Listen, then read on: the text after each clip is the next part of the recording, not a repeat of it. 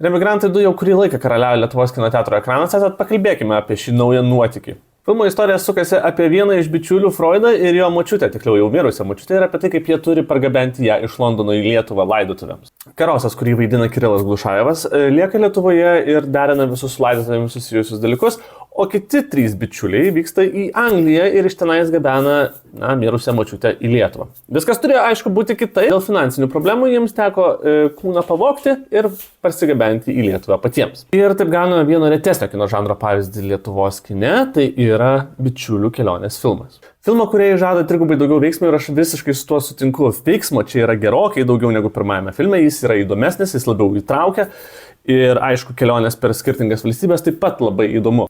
Pagrindinius vaidmenis be jau minėto Kirilo Glušajevo filme atliko Audrius Bružas, Valentinas Krulikovskis ir Marius Pocevičius. Jie tikrai šauniai susitvarkė su savo vaidmenim. Nelabai buvo daugiau evoliucijos nuo pirmojo filmo, bet vis tiek buvo viskas gerai.